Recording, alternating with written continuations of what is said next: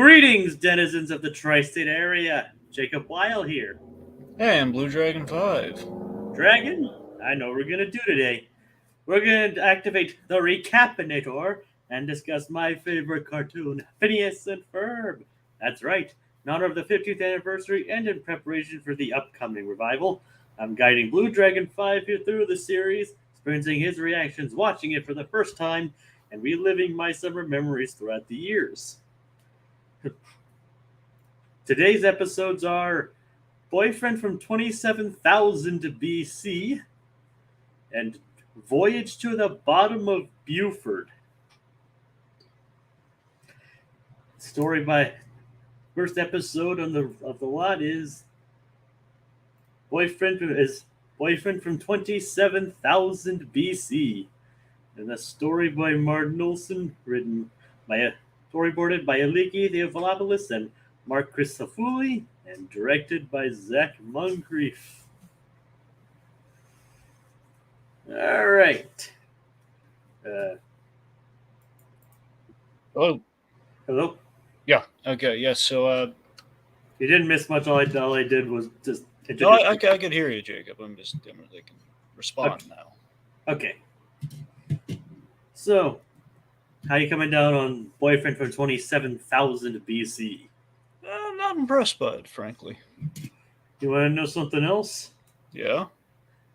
Dan Bobenmeyer and Aliki Theophilopoulos agree with you. He'd agree with me? Yeah, this is their least favorite episode, and this is both their least favorite episodes in the entire show. Huh. The entire show. Basically, yeah, it was like they talked about it in 2014, and a tweet from 2014 said it was his least favorite episode. All right. So well into the show's run, and this still rated as his least favorite. So there you go. So they actually, someone on the crew agrees with you on this one. All right. I mean, it's not my personal least favorite, but it's nowhere near the top of my favorites either. Besides, we'll have much more to talk about in the next episode anyway. So, what exactly about this episode were you not impressed by? Honestly, it's a very stock idea. It's a very stock idea. Just the whole, like, hey, we're gonna unthaw a caveman, and the shenanigans will ensue. And I've seen Billy and Mandy do this episode a lot more memorably. Like with Fred Flintstone. Yep, with Fred Flintstone, exactly. It's like, do you have a name? Oh, Fred. It's like, I'll just call you something else. Yeah. Oh yeah. That was Regardless, this one just it kind of the end. I think I know exactly. I have a feeling I know why Povenmire doesn't like this one. So I'm sorry, was it Povenmire didn't like this one? well, both Povenmire and the writer Aliki Theophilopoulos. Okay. I think I know where the writing mistake was in this episode. It's at the very end. I think the fact that, well, we'll get there when we get there, but I think there's a key writing flaw in this. But up to that point, though, it's just like it's a lot of stock caveman jokes, not a lot of substance, and I think it shows. I mean, like I said, it's not my least favorite. That comes later. But like I said, I'm not gonna put this as anywhere close to being my top. And it probably is like probably the weakest one in the entire first season, if you ask me. Okay. So, but yeah, like as you admitted, like other shows have done the whole caveman thing, and others have done it better. This episode does have some funny jokes, even if there's like a couple low hanging fruit ones. Yeah, because let's face it, we've all seen Encino Man. It's a tough act to follow. I actually haven't seen Encino Man. Well, I mean, I guess I was speaking in the broad sense. Encino Man's an existing thing. It was like the big famous like Unthaw the Caveman story. So we're all chasing the Encino dragon.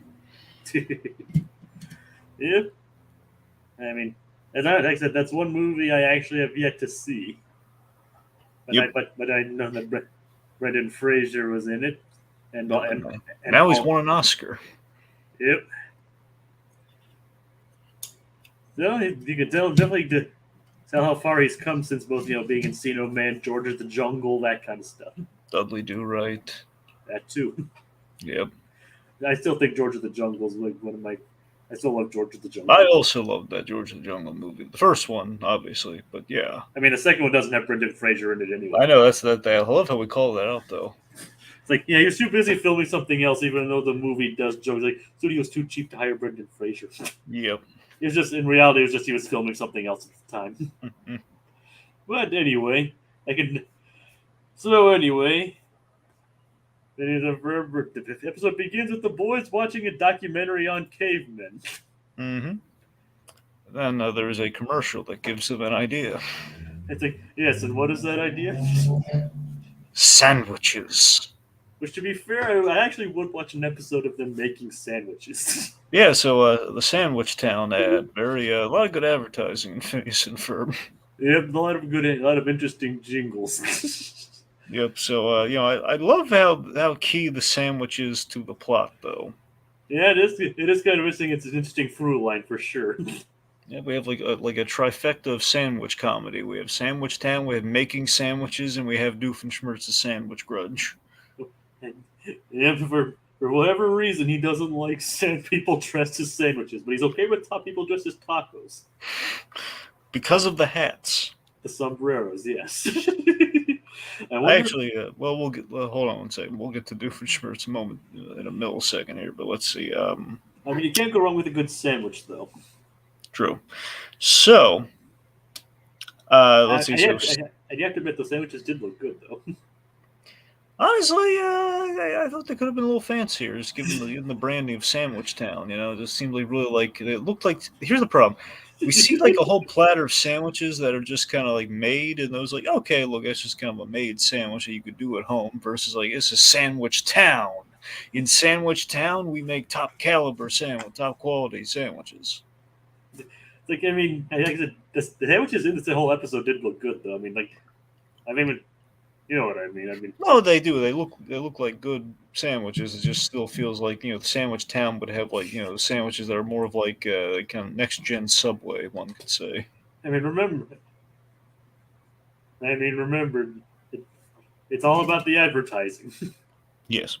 Okay. Remember, Paul Bunyan's where the food is good, but not too good. Good, eh? Yeah. Anyway. All right. So during this, they get the idea to thaw their own caveman. Meanwhile, Candace is getting ready for Stacy's costume party. So there's another theme with the sandwich costumes to the costumes in general. So this episode does have pretty good through lines and themes when it comes to like connective tissue. It's just that we don't resolve them quite great. It doesn't really work out as well as it could have. Nope. Let's see. So then we have, oh god, more Candace stuff. Candace is consulting Jeremy, but not the real Jeremy. She's consulting Jeremy, we should call him. Jer Bear. Yeah, Jer Bear or Baramy or Jer Bearman Trout, whatever you want to call him. Oh god. But yes, so yet again, Candace, she's gone bye upstairs. She's like, we've upgraded the odds sleeping with the picture of Jeremy in her bed to talking to the bear with Jeremy's face on it like it's a real guy. Well, to be fair, that isn't as bad as the picture as you had, if you ask me. I mean, maybe, but now we've given it a body, Jacob. I think you're just looking too much into it. What's there to look into? Look at this. There is a bear, and it has his face on it. She's turned Jeremy into a plushie that is a placeholder for decision making. To continue the whole referencing Hey Arnold in this, it's nowhere near as bad as what Helga does. That's true.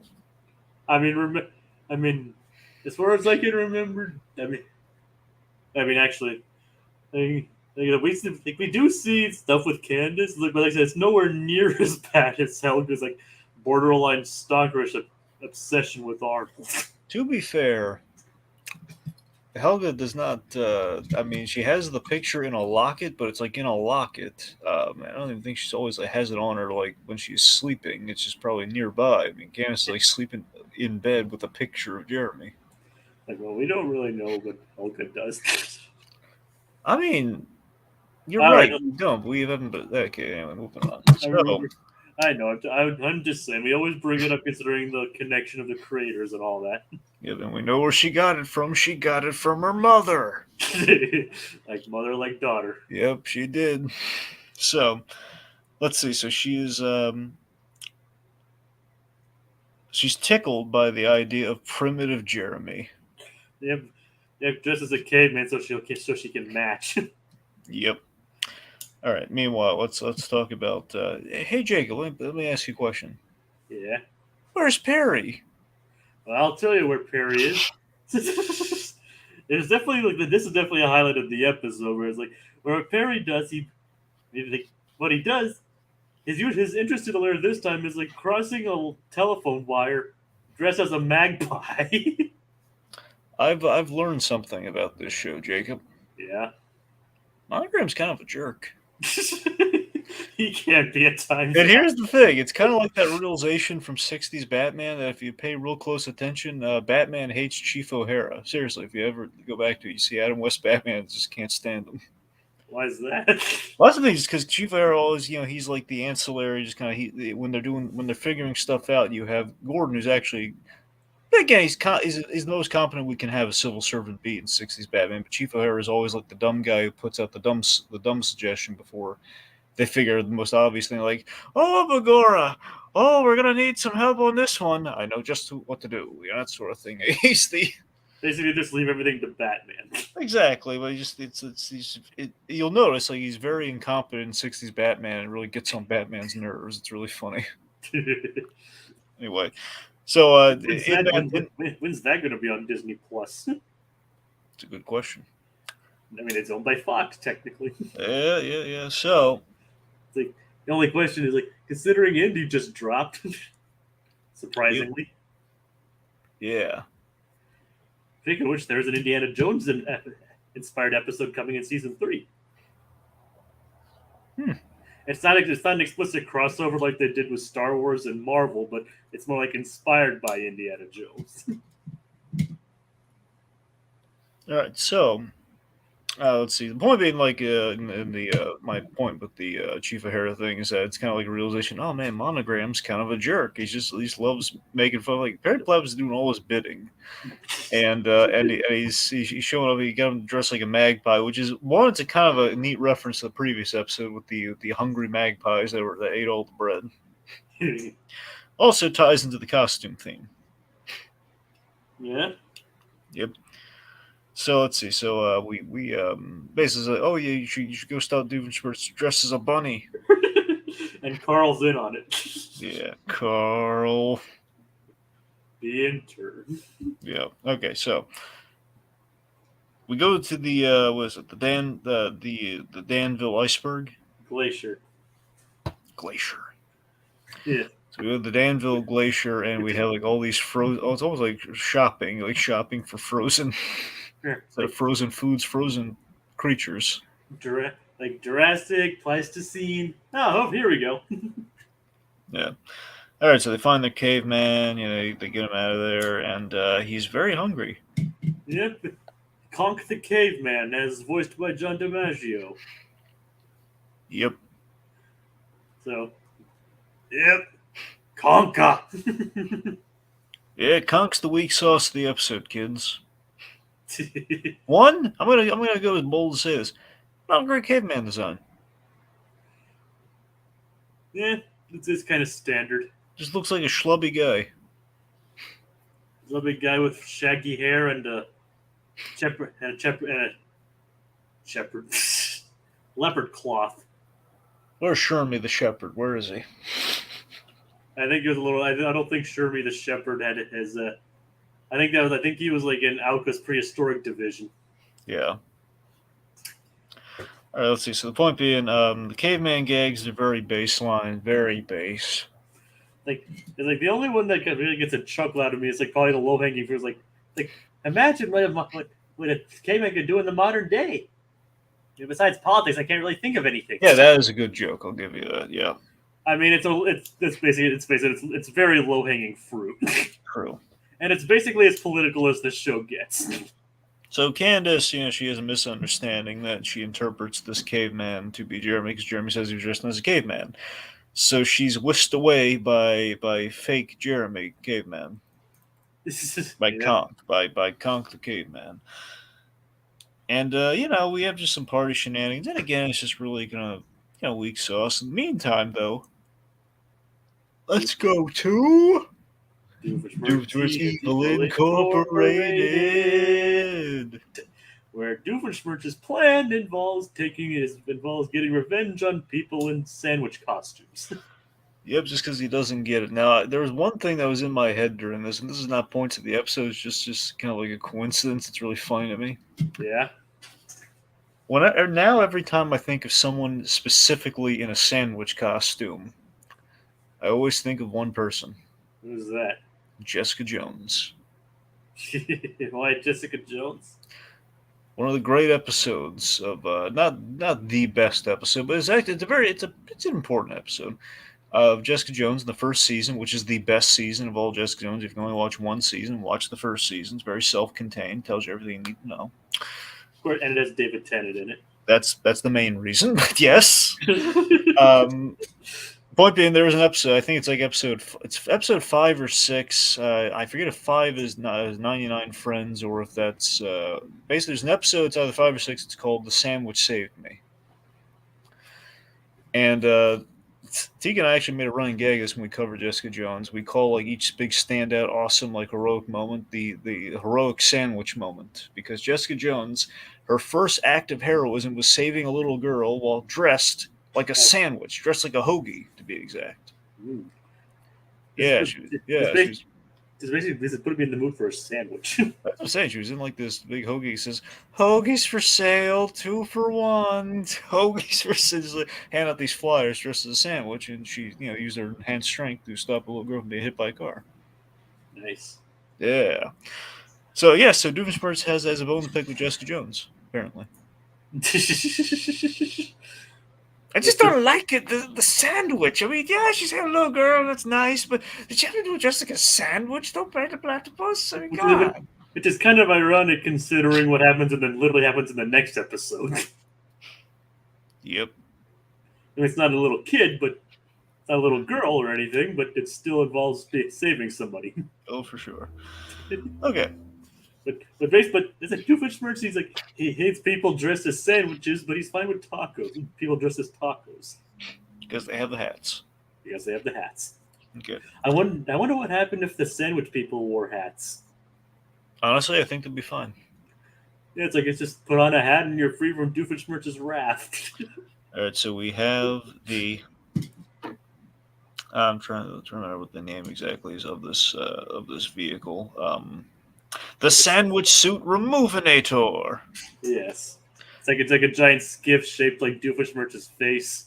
I just love the idea that Vanessa took this thing for a drive, and it's like the idea of like, oh, she can drive it, but you got to fill it up, and she didn't fill it up. I mean, it looks like it takes a lot of gas too. I mean, one, the fact that she need to drive this thing, but two, the fact she's going to drive this thing and not fill it up after she uses it. Now, what do you expect? She's 16 years old, Dragon. Yep. Do you expect them to be 16-year-olds to be responsible with? I don't know. Vanessa seems pretty responsible for her age. Maybe she just didn't care. Especially given her father. Maybe she just didn't care. The fact she had to drive around a vehicle that looked exactly like her father. I think that's really funny. Well, clearly she didn't mind. Yep. All right. Like, I mean, if it's transportation, why not? Mm-hmm. I mean, would you drive around in a vehicle shaped like your dad's face? I don't know. Or what about shaped like your own face? Definitely not. Yeah, probably not. Yeah. I mean, thinking of which, have you seen those helmets that the way they're printed, they look like your face? No, I haven't. They're like motorcycle helmets that look like people's faces. Nope. Yep, all right. I've just seen ads for them online. Crazy. Yep. Mainly their pictures making fun of them. But all right. But still, you gotta admire Doofenshmirtz's commitment to the brand. Yeah. So Let me ask you this: would you drive around something that looked like had Stan Lee's face on it, like as like a giant vehicle? if it's Stan Lee, maybe if I could, get Stanley's estate signed off on it. But I'm just saying that again. My father does bear resemblance to Stan Lee, so based on that logic, I would be like. So I guess I could could drive around in it. Wow, that's pretty neat. Yeah. Okay. So let's see. So So the caveman again. Just we have some caveman humor. Candace, the misunderstanding comes to fruition there. Like, oh god, this is. I love how taken she is though, with like, oh, primitive Jeremy's getting all handsy with me, manhandling her and everything. And she finds out it's Phineas and Ferb's doing. Of course, mom's not going to believe her, as she is wont to do. it's like you should meet our friend. He's a real Neanderthal. I don't care how buff he is. And of course, that's what leads to it. Like he's a real Neanderthal. And that's like, oh, it's like which good. I mean, she probably should have realized it sooner, considering Jeremy actually looks different in his actual costume. Yep. But oh well. To be fair, she didn't see Jeremy in his costume. That is true. Now, You could just see him was like very committed to the gig. true. What you were saying? Well, I mean, it's like we have like a nice little. I can give the episode props here, but then we're gonna have to get to the big critique of the episode I have. So here's the thing. So on one hand, I do like the idea of like we put Doofenshmirtz in the sandwich costume. That's his undoing. He's being chased by the caveman. But here's the problem. Yeah. Problem is we don't have a proper resolution to things here. We just leave it really. You mean basically you mean the episode just stops? Yeah. It's like we honestly, you know what it is? It's one is the fact that it's like an actual like it's an actual living person versus like a device that they've built that we can just kind of undo and sweep under the rug at the end of the day. We can't do that with a person, so the implications are like I guess kind of gray reboot territory is like we've unearthed a man Encino Man style, but we're not taking responsibility for him. We're just letting him. We fed him, and we're just letting him go free. He's going to eat Heinz Doofenshmirtz. It'll be like a whole thing. Like, oh God, Batty the Platypus! Why? All I wanted to do was remove sandwich costumes. Oh, and cannibalism, it hurts. Oh. I'll remember he has clones, That's true. so he'll be Yep. fine. I mean, yeah, well, it doesn't mean he's not going to hurt, though. Oh, I said he'd still be alive. I didn't say he wouldn't hurt. Right. So seriously, though, my point is that we've broken formula in a way that doesn't wrap things up as neatly as we usually do. And it's not that we can't, like, change things up. It's just the fact that, again, it's like we're in new territory I don't think panned out. And I think that's probably why our creatives aren't really thrilled with this one, because I think they realize, like, it's not our best material. I mean, to be fair, even the Doofenshmirtz plot, funny as it is, it's like, it's funny and random, but when you think about it, though, it's like, man, we've really reached the bottom of the barrel in the first season on Doofenshmirtz. He just wants to get rid of sandwich costumes. That's his evil plot. I mean, yeah, it's not exist. I mean, Doofenshmirtz stuff is funny, but it's not really, that interesting. From an outside standpoint, it's just. And why would Perry even want to stop it? It's not like it's causing anybody any harm. I mean, sometimes they have to pay for those costumes, Jacob. I guess, okay, financial harm then. Yeah. So anyway, yeah, not the best episode of the first season so far. Now, I remember the other episode you weren't really impressed with was The Magnificent Few. So is this better or worse than that? I mean, I don't know, it's a little hard to say. I think, I don't know, because at least I think the Doofenshmirtz plot is good here. I have to revisit what the Doofenshmirtz plot was there. I think that. Hold on, let me think. Magnificent Few. That one was the termite controlling helmet. Okay, so I guess based on that, here's the thing. The termite controlled helmet's brilliant. So I mean, I guess it's kind of like a weird flip flop. Where I guess I'm gonna have to say the Magnificent Few is better than this, but it's But like when you're just making it based on like the Doofenshmirtz stuff. That's what I'm saying. If it's just based on Doofenshmirtz alone, then I mean it's going to be the Magus and Fuse better. But I mean, it's like I don't know. I don't know. This one is just really weak. I think this one's weaker sauce in comparison, writing wise, like comparing this to the Magnificent Few. So I guess. Yeah, but again, then they're not the only one who thinks that way. So. Yeah. Other than that, like I said, it does have some funny moments, and it's not offensively awful or anything. So. And it's just not very. It's just not their best work. True. So is that all we need to say regarding this one? Or any other Yeah. Let's move on. Let's do the next one. And you and I will probably both agree that this next one's a major improvement. Yeah. Voyage to the Bottom of Buford. Love this one. This is a great episode. It's a highlight. Got nice highlight for the Buford character. We get a little origin to his bullying backstory. Good stuff. Yep. Story by Bobby Gaylor, Martin Olson, written by Antoine Gilbo and Chong Lee. Zach Moncrief directed this one as well. So yeah. This episode actually gives us a bit of origins when it comes to Buford. Like we actually figure out why he became the neighborhood bully. Yeah. And in a way, he actually did it to protect somebody, to protect someone he cared about. In this case, a goldfish. Named Biff. I love that so much because that has to be a Back to the Future reference. It possibly is. I mean, I didn't really make that connection. Biff's like the bully, so if you're gonna give the bully character a pet name, Biff. Yeah, but I do like the justification in universe though too. It's like I named him Biff after my mother. It's kind of a twofer. You have like Biff from Back to the Future, and you also have like kind of like an onomatopoeic sound thing like Biff. Like Biff Pow is that wham. Yep. What do you make of Biff anyway? The fish? Yes, the fish. Obviously, we don't meet Buford's mother.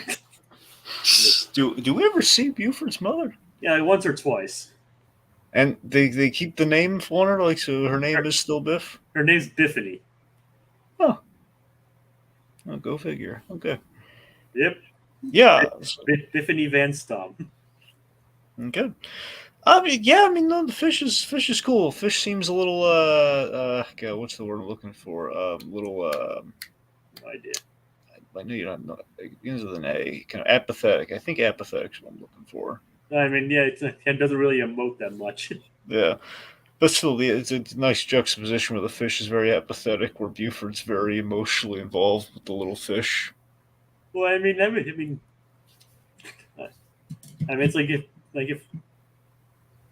if people get attached to their pets, right? I mean, if I lost my turtles, I'd be like Buford. Yep. Wait, really? You'd have like a whole montage song about him? I mean, I don't have a song written in my head, but I'd still be very, very upset. Yeah, right. You really love him, man. You want to do a whole montage song on him.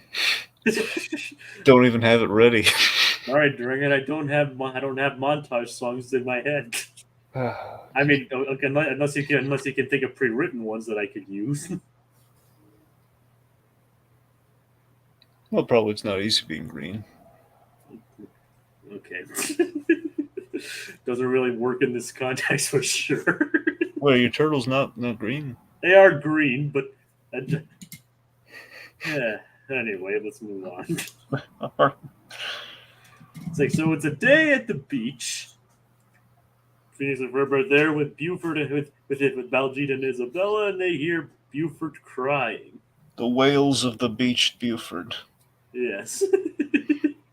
Yeah, so Buford's on the beach, and he's not crying. No, heavens no, he's not crying. He's sweating. He's sweating through his eyes. Sweating through my eyes. Yeah. Because I lost Biff.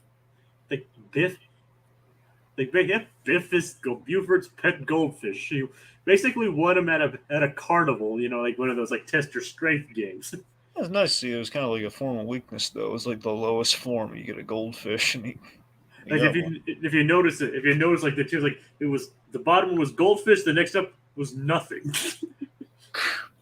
It's like goldfish, nothing. It's like Nothing is like it's like the goldfish is less than nothing. Is worth less than nothing.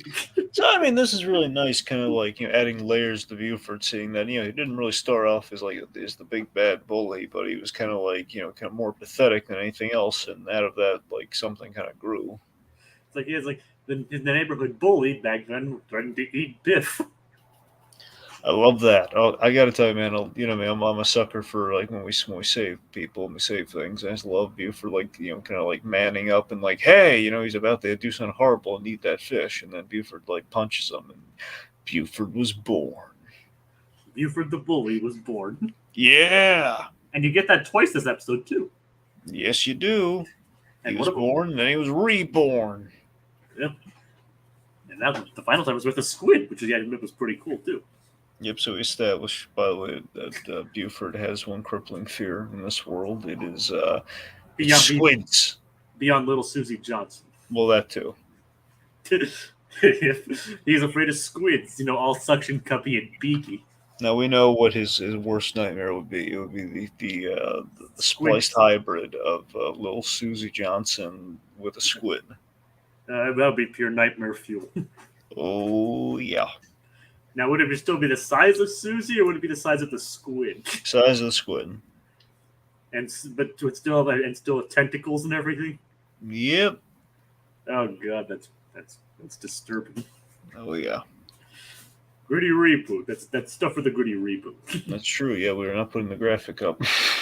Like, are we going to talk more about it then? Well, we kind of mentioned it. We did a gritty reboot earlier, and we didn't put it up. But I guess we can. I mean, we didn't really talk much about it, though. To be fair. Let's see. All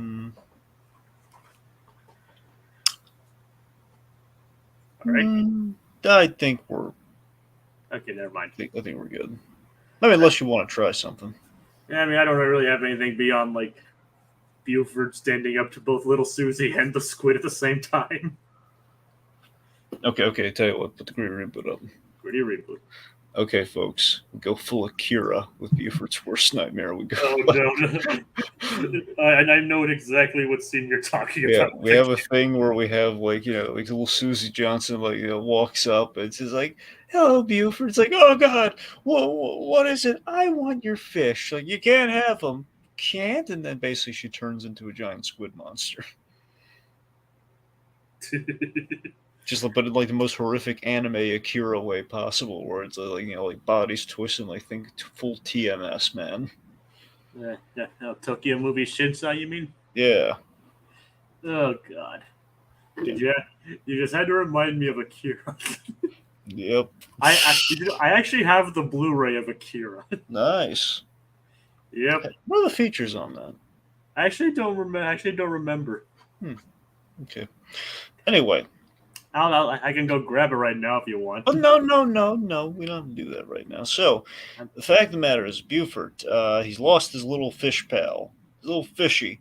It's gone. I love that he's carrying around like this tiny little bowl. I love the scale of this tiny little bowl to show you how tiny this little fish is. And he's crying, he's weeping, Phineas and Ferb, they can't stand his blubbering.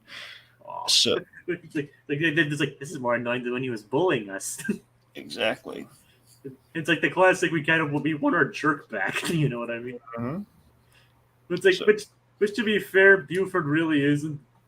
Which to be fair, I mean, it is nice to see a sensitive side of Buford, even though he wouldn't admit it. I love the stupidity of how Buford lost his fish. I love the fact that you have this great golden image of him and the fish swimming in like little inner, like little inner tube, like floaty kind of like floating things around them. Yep. And the fish is in one, and the fish is like gone. Like, no, Biff. It's as funny as a screen door on a battleship. Screen door in a submarine. Now you got to make like a tree and get out of here. God.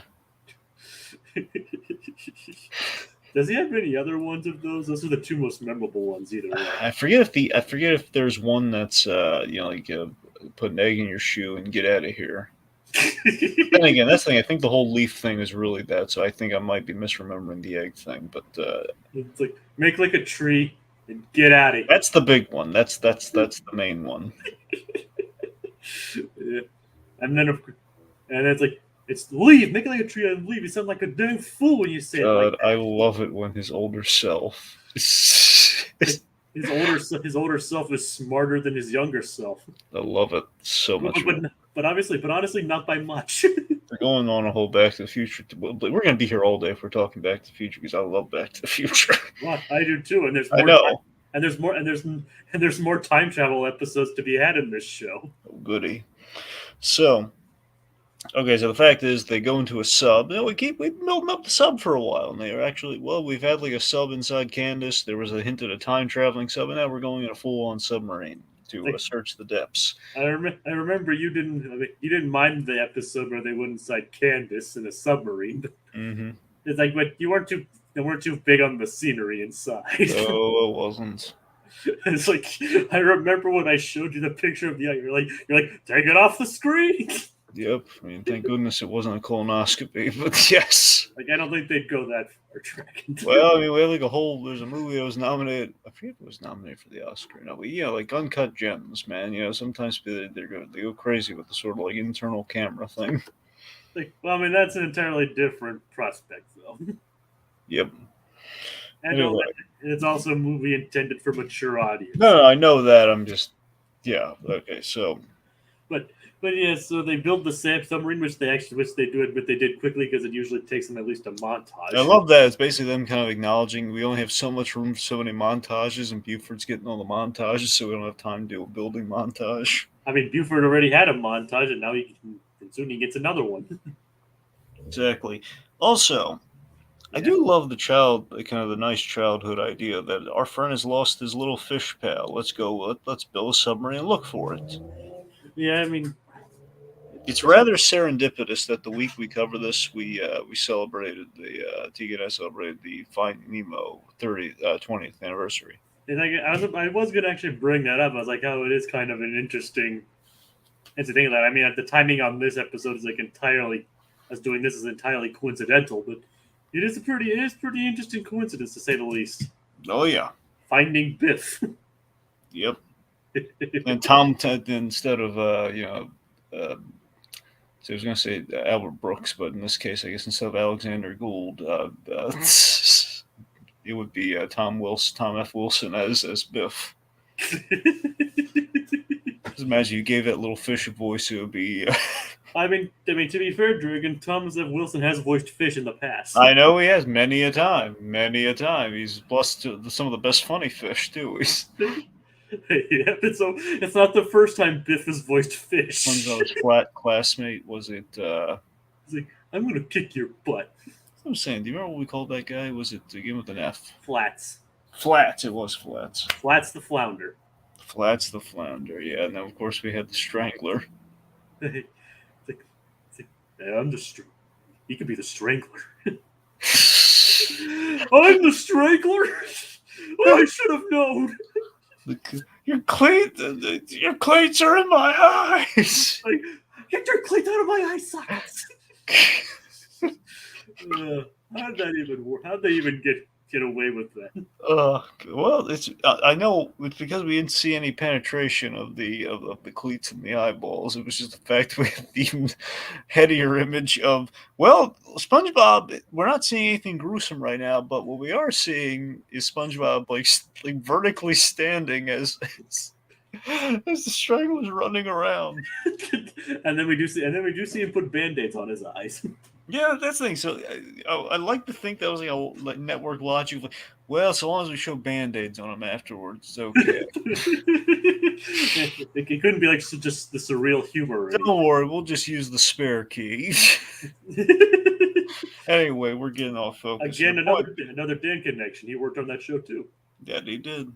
He didn't work on that episode, or I don't think he worked on either of those episodes. But maybe if he applied himself. Yes. Yep. Just imagine Dan Popmarson were going, I could have worked on that. Like I don't know how the assignments really work on that show. Just Swampy coming in and says, Dan, what is it? I thought of another one I could have worked on. Oh, do you need a minute? Yeah. Just get the coffee, Swampy. All right. Yeah. All right. So Let's see.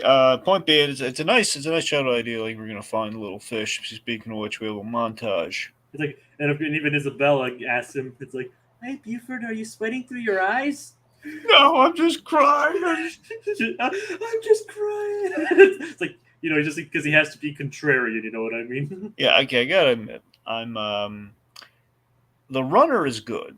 Buford, crying and the whole like hug me thing. But I think we overplayed mainly the hugging one. I think we overplayed this a little too much. Like when we're on the sub and everything. You hug me. You better hug me. Yeah, I can I had a see thought about Buford. You know what? Who I think Buford would sound like all grown up? what Bill Burr. built for. Think about it though. Doesn't Buford sound like a young Bill Burr just a little bit to you? I have to re-listen to Bill Burr's voice. I was gonna say, if I can imagine him doing like a Bill Burr kind of rant, only it'd be yeah. Yeah, it's like I've listened to Bill Burr. My dad and I used to listen to a lot of Blue Collar Comedy Tour, Mm-hmm. and even listened to a lot of his solo stand up. But it's been a while since I've listened to him. But I don't think Jay. I'm not talking about. So there's a lot of you can Bill Burr for Mando, right? Yeah, I mean, I know Bill Burr. I know Bill Burr was in Mando, but Just want to make sure you said the Blue Collar Comedy Tour. I don't think he ever did that. yes, he was part of it. Yeah, like Um, he did some stuff with them. Like you're not thinking of Bill Engvall. You're thinking about Bill Burr, right? yeah, but I might be mixing that up. Bill. That's the thing. So I mean, again, Bill Burr's Mayfeld in Mando. That's Bill Burr, Actually, hold on. the guy with like the third arm. That guy. All right, yeah. I messed up. Right, you're. Yeah, man. Look, I too love Bill Engvall. Though they give you props where that's due. I'm just saying that like the angry guy, the guy from F is for Family. Anyway, Yeah. You're right. I'm sorry. That's my fault. yeah. Look at seriously. Look into stand up though. It's really funny. Like I said, I have listened to Bill Burr, but and like I said, I just don't remember what he sounds like, and I just mixed up the fact that he was in Blue Collar. Right. And I have listened to him. I just don't remember what he sounds like. Let's talk about Doofenshmirtz Evil Incorporated. Yeah. So Perry's showing up to that place, so we don't have to sing it again. He's showing up to that place. Yep, and he gives Doofenshmirtz a gift basket. Because he accidentally saved a little kitten. There's a lot of animal love this episode.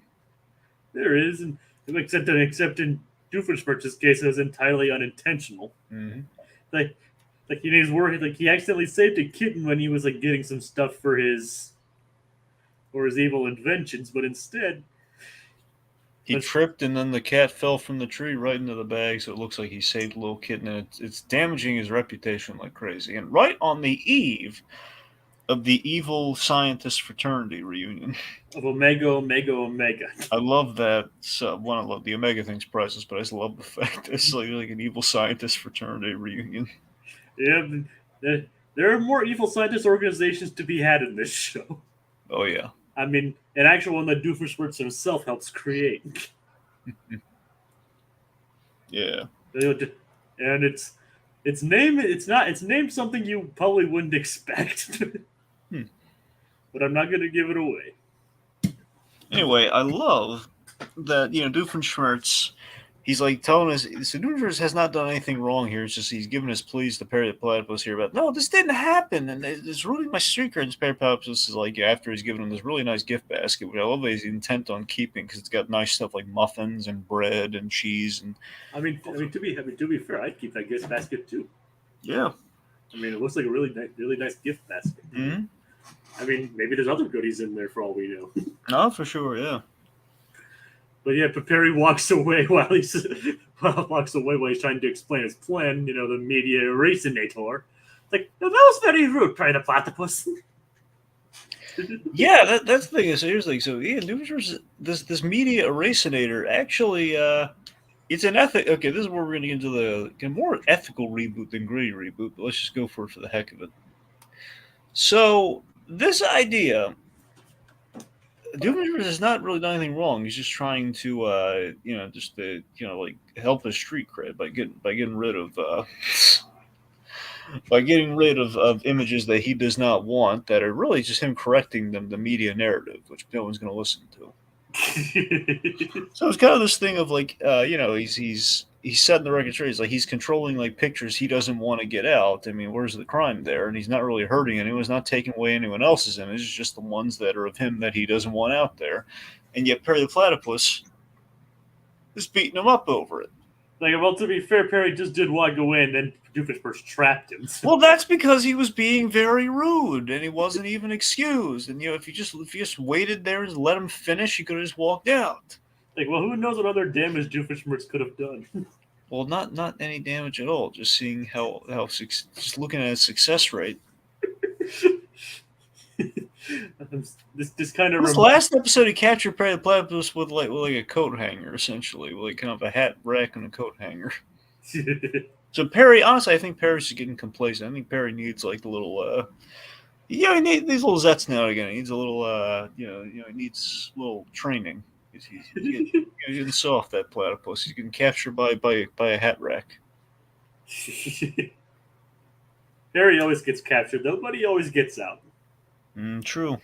But this is just reminding me of a future episode in which Doofenshmirtz wants to erase something else that leaked out. An embarrassing videotape of him that leaks. From the Christmas party? No, not from the Christmas party, but from his college days. Oh god. Just you wait. Oh, boy. Let's just say in that one he's a superstar. That's what I'm saying. There's just like in the great reboot, you'd have this ethical debate. It'd be like one of those hyper intelligent kind of ethical debates, almost like a Captain America Winter Soldier sort of thing about the algorithm. So we're gonna get rid of the threats before they happen here. Like, I'm not going to hurt anyone. I just want my images not there. I don't want people to see that. I don't want to mislead people. And what's he gonna say to that? Well, he's not wrong. He's not hurting anyone. Yet I'm going to stop him. And all of this for a misdirect with Candace and the camera. So Candace is trying to get a picture of the boys in the submarine using a disposable camera. They have a really great runner with her the whole after I pay for it. It's like yep, after I pay. I will bust them with this camera. Yeah, you need to pay for that after I pay for this. I love this runner. And then we have like the bike thing. I mean, do they bring this back? No, I don't believe so. Get out of here! Really? Yeah, I think it's only in this episode. Oh man, that's sad. It is sad. It is kind of sad, but there might be similar gags. But and remember, there are 4 seasons, and I might not remember every single thing that happens. But from what I can recall, that gag does not appear again, which is unfortunate because it is hilarious. Yep. Like so, but it is kind of interesting. It is kind of an interesting subversion of how you think the plots will intersect, but then it just does it in a completely different way. Instead of like actually erasing the media on the camera, it just basically it leads off a chain of events where it like tips over a freaking water tower and that destroys the camera. Yeah. So it's not even ocean related, which is even trippier. Yep, still water though. Speaking of water, yeah, let's talk about the relationship not between fish. Well, not between fish and lady, but boy and fish. It's like yep, and we have the song "Fish Out of Water." The song was written by Martin Olson, John Bolton Berry, Antoine Guilbeault, and Danny Jacob. Okay, you can switch the thing back, Jacob. Yep, sorry. And sung by Beverly Staunton, who I don't think ever sang another song again in this show. It's a really nice song. It is. Like it's another kind of tearjerker. I mean, it's not as sad as like when we didn't get along, but it's like the second tearjerker after that point. And I love that it's just the absurdity of what we're seeing on screen, but given like credence. It's the idea that this boy really loves this little fish. He's like sharing sandwiches with it, and they're playing video games. Yep, having like snowball fights. Which leads you to wonder how a fish threw a snowball in the first place. True. Did we see Buford get hit by a snowball? Yes. Even better. Like we see him like he throws it in the direction, he laughs, and then we see him get hit by the snowball. Nice. Yep. And of course, like the entire song is basically full of just like fish and water jokes. Yeah, we have nice transitions. We go from the bathtub to the to the water.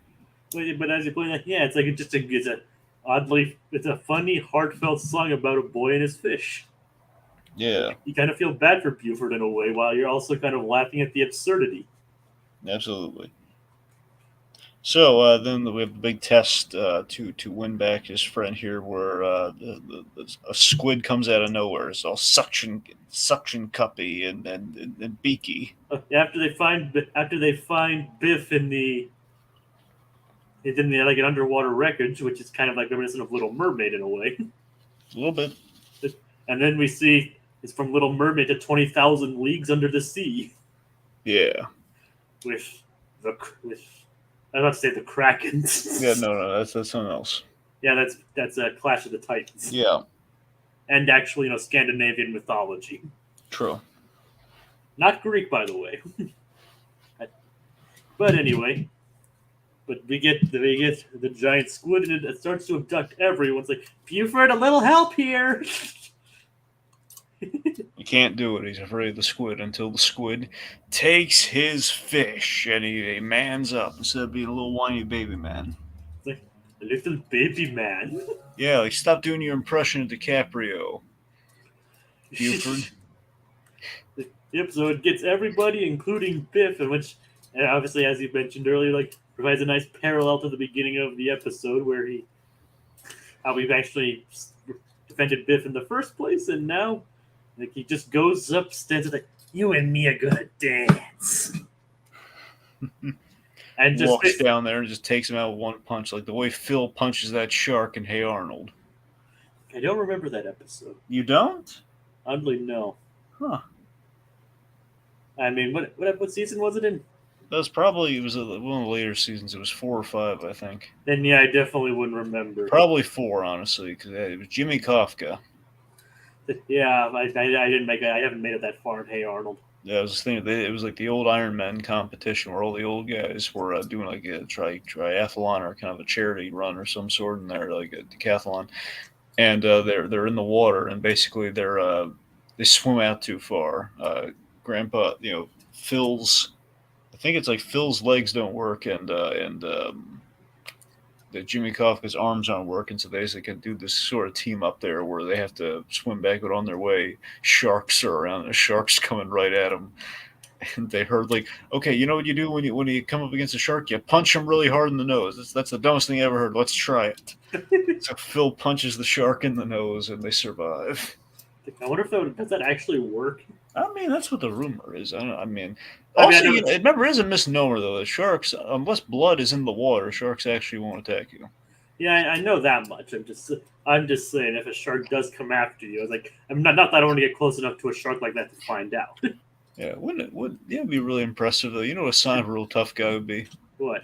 He could hug a shark. I mean, I've seen people like go up and pet sharks. Yeah, I'm saying that he went full on and hug that shark, or like do like a little like those animal lovers do like little noogies to their dogs or anything like a big dog. Do that to a shark. Yeah, like noogie a shark. Where's my little sharky? Where's my little sharky? Look at him. I wouldn't. Yeah, that would. I wonder if Vector ever did that to a shark from Despicable Me. I mean, it's possible. As long as he didn't cut himself in one of the teeth, he should be fine. Yeah. I mean, another one where Group punched it in the face. Yeah. But like I said, did the Hey Arnold episode actually take place at the beach? Yeah. I said, because the only beach episode I remember is the lighthouse one where Helga is like having the visions or whatever, or like the vision of the future or whatever. Well, no, there's a whole other beach episode too, Jay. I know, no, just like that's the only other beach episode I remember. No, I'm saying there's like 3 beach episodes, but yeah. All right, because we keep bringing up Hey Arnold in this. True. Well, again, Pop and I worked on it. I know it's a great show nonetheless.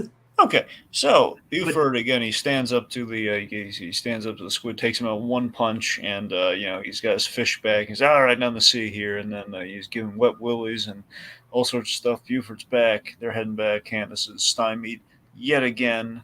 Oh yeah. And that's the episode. We went from sandwiches to submarines. This is another kind of sandwich. Exactly my point. Yep. Doesn't it feel like the writers wrote these two while they were hungry? It's entirely possible. I mean, I mean, mainly at least the caveman one, I definitely. just, in retrospect, we really should have pulled that Gutierrez clip of like enough about the sandwich. Where's that from again? Freakazoid season 2, the I Hero Boy episode. I don't remember everything about Freakazoid. You know that. Well, yeah, you asked and I told you, Jacob. I know you don't know. I'm telling you. I know. I remember. I don't think I've really watched the second season.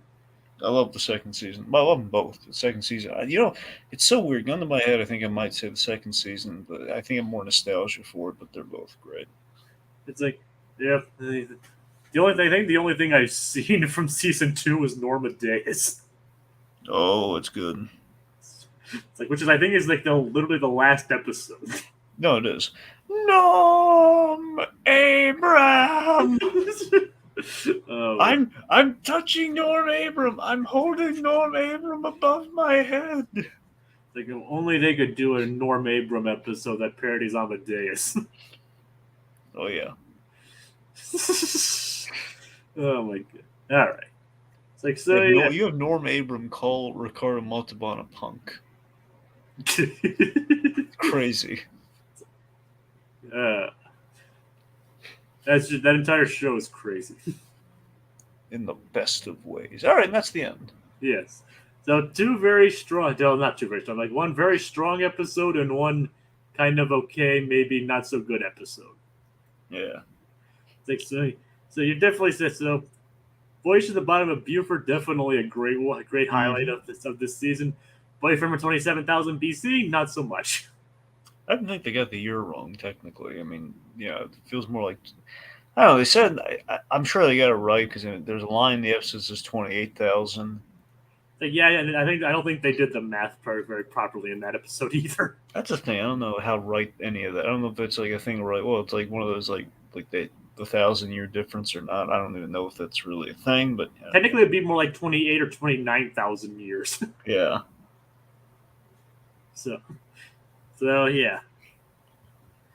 But and I'm sure the squid probably wasn't really totally correct either, but because they're deeper in the sea. Well, what, Jacob? What are you talking about? You mean to tell me you can't punch out a squid like once and have it like release all your friends? Yeah, I mean, we can talk it up to artistic license. Sure. All right. Any closing thoughts, or you want to? No, let's wrap this puppy up.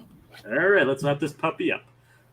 Thank you for those that will watch, and thanks to Gabriel Magiker for commenting earlier. I didn't really stay. I don't know if you stayed around or anything, but thank you for commenting.